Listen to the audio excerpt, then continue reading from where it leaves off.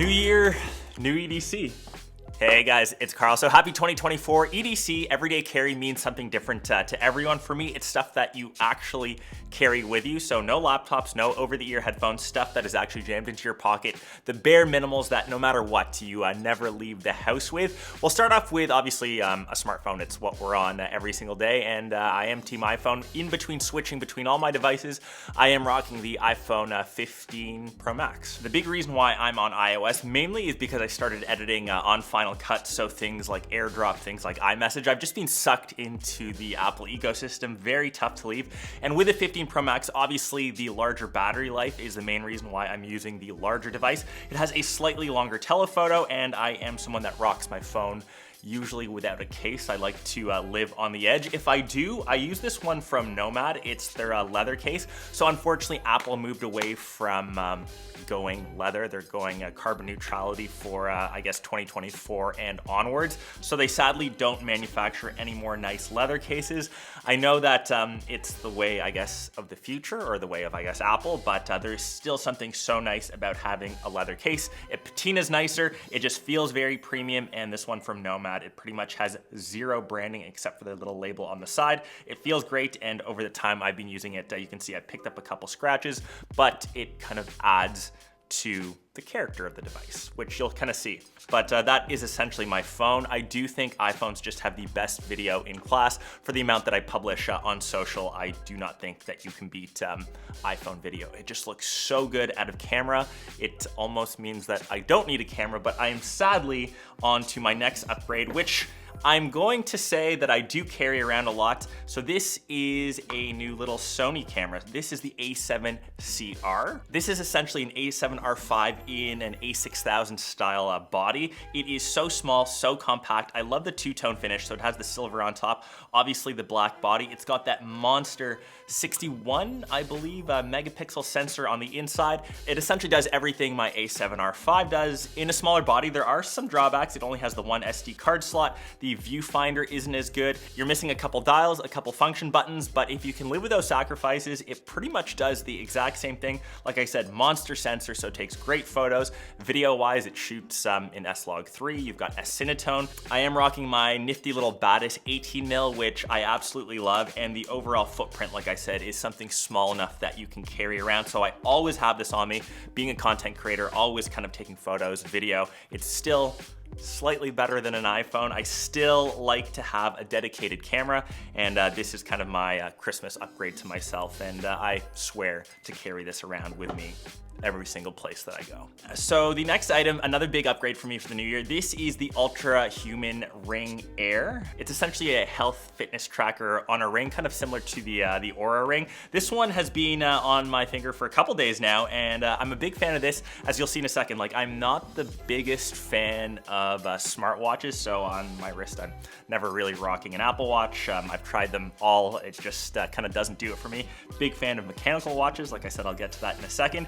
So this thing essentially fits onto your finger. It comes in a couple different finishes. I've got the silver one here, kind of matches some of my other pieces. Once again, I'll get to in a second. You will need to get your ring size. So beforehand, they send you like a ring sizing kit, depending on which finger you put it on. I've just got mine on my index finger. And what this does, it essentially is a fitness tracker, health tracker, like I said. So it tracks heart rate, it tracks sleep cycles, it tracks everything, I'd say the most important vitals that you would want out of a fitness tracker without having a screen that you can obviously use. So it's great if you're not a fan of wearing a smartwatch. It's great if you just want something a bit more minimal, and through the couple days of testing, you can actually see the sleep scores, which is the most important metric which I've been trying to track in the new year, just seeing how my overall sleep health is. So you can see things like REM cycles, deep sleep, light sleep, the amount of time that you've spent in bed, and it gives you an overall score of sleep index. It still tracks things like temperature. It tracks your daily steps. So all the things that I think you would want health-wise can be tracked in this, and then you're still not distracted by things like on a screen, like on an Apple Watch, say. So this, once again, another big upgrade for me. I've been a huge fan of it so far. A couple minor drawbacks if you are someone that likes to work out, say in the gym, if you like to lift weights, you probably have to take the ring off, as it could get crushed. I guess on the flip side, you can wear it when you play certain sports, say like soccer. I play a lot of, I can just wrap it up with some tape sleep. That's something that you can't do with a smartwatch still. But the big benefit for me is still being able to wear a mechanical watch, which once again, biggest fan of. So on my wrist now, what gets the most wrist time, like I'm a big like Omega fan, Speedmasters are my absolute love. I think they're way better than Daytonas. They just have the history of them. They're the only watch that's been to the moon. And what I love, if you're a watch fan, they range in price ranges. You can go all the way from the bioceramic from the Swatch collaboration all the way to precious metals. This one, which is in moonshine gold for my wedding. I've got the Snoopy, which is another iconic piece. So I'm really lucky that I have these like keepsakes that I can kind of wear all the time. And once again, a bit of that analogness, a bit of that old schoolness about me. But yeah, definitely a huge watch person. I think that debate between say like Rolex, Omega, even like AP, I can get into if I say start a podcast, but that's obviously a topic for a different convo. But that is another piece on the EDC. Jewelry wise, you can actually see that I've just obviously got my wedding band, recently got married last year on my ring finger. It's platinum, it's dope. It's got a bit of bling on it too. And I know a lot of questions about the bracelet. It's my hint of orange for the day. As I said, I'm a huge orange fan. This is the Omega sailing bracelet. It's dope. And that is my accessories and part of, I guess, my EDC. So next off, without leaving the pack, always have to have a pair of earbuds, whether I'm listening to music on Spotify, whether I'm taking a call. I'm rocking the AirPods Pro. Because I'm using my iPhone, they're just easy to pair. I do have the USB-C ones as well, but other than that difference, there's no real reason to make that upgrade. Once again, you don't always need to have the latest and greatest in tech. This works perfectly fine, and until these kind of wear out or I lose them, which is very typical, I won't make the upgrade to my USB-C ones solid. There are better options out there, I would say price-wise and sound quality, but for that ease of use, again, once again, if you're in that Apple ecosystem, sometimes the ease outweighs some of the other benefits. These have been pretty solid. So next off, obviously in everyone's EDC, keys. No matter how advanced we are tech-wise, you still need something very like mechanical, like a key to open a door. I am currently building a house right now, so I'm exploring options for like digital keys, but there's always something nice, once again, having something mechanical, something that you actually need to open, something as weird as a door. Such like an old concept, but it's still kind of stuck around.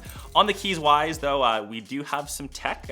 We've got a pair of AirTags. Once again, I never leave the house without them because I always lose things. I've got my little Stormtrooper Lego guy. He has seen better days. He's been on my keychain for many years. He is missing a hand and he's almost yellow from the years, but that guy is still there. And my Porsche Keys, which I do have a 992 GT3, which I did drive a bit more this year. I think like my kilometer count, it's still like insanely low, like less than like what, 3,000 kilometers, which is so sad. I am someone that flies more sadly than I drive, but when I do take this out, when I drive to the studio, it's around 4 kilometers from home. It's a short commute, but this puts a grin on my face every day. And if you are a big like Porsche nut, I have seen the new 992.2 GT3s. Some of the rumors are going around that it'll be like a mild hybrid, like assist. So downgrade the engine to like a 3.6 liter, which means that the manual gearbox might sadly disappear. Once again, something analog still in my life. There is still something so satisfying about like a 6-speed shifter, that extra interaction with the clutch. Also a great anti-theft thing because no one knows how to drive manuals anymore. So that is in my pack. Next, a wallet. Once again, something that is kind of slowly phasing their way out with things like Apple Pay. I'm mostly paying on my smartphone, but for places that still require credit card, I still need to have my driver's license. Just having a little card holder. I'm not too crazy about like designer stuff, but when LV came out with some of their pieces with hints of color, I think it's called like their Color Mania line. Obviously the stuff with orange was kind of a big hit for me. I do actually have a little bit of tech inside, which is an OVU card. So this is like an NFC tap card. Great for the upcoming CES trip that I'm doing in a couple days. So this kind of shares your info with someone, contact info. You can also link stuff like your social. You just need to tap this to your phone, and then things like Instagram, X, Twitter, your website, my YouTube channel can all be transferred, including my contact info. So there is a hint of tech in there, and that does replace things like business cards, which I think this is like my 10th CES that I'm going to. When I first started, I used to like hand out business cards like crazy.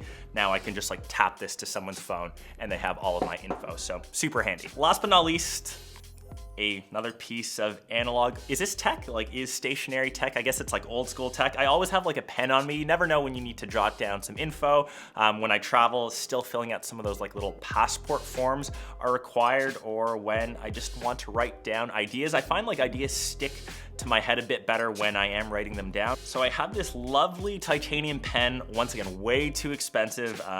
Just because they sent it over. It's from Grovemade. It feels super premium, and I just have a little notebook that I love to jot down notes on, just once again to kind of get the creative juices flowing and to write stuff down. I feel like I retain the info better, and that kind of lives in my pocket, in my pack. And I know that I didn't really showcase this in the thumbnail, but if there are things that I am carrying around, if they don't fit into my pocket, I always have some sort of little pack which everything fits into. This one's from DB Journey. I kind of swear by them for all my travel, for all my EDC go-to carry stuff. This is just their little organizer. So you can see that it fits all my daily essentials, and it even has these small little dividers that you can kind of put your stuff into, so stuff just isn't kind of free floating around. It kind of zips up, and the best part, you can actually just attach straps to the end of these. You can kind of do a little hack, have the Peak Design strap attached to it if I am rocking my camera body, or you can just kind of carry it around as a little doppel. What are these called? Almost like a little toiletry bag, but for your tech, however you kind of want to use it or see fit. But that is kind of my daily EDC for 2024. A lot of fitness upgrades. Obviously my camera is a new one that I'm carrying around for this year. Just trying to reduce the overall stuff that I carry, just keep it to the bare minimals, essentials.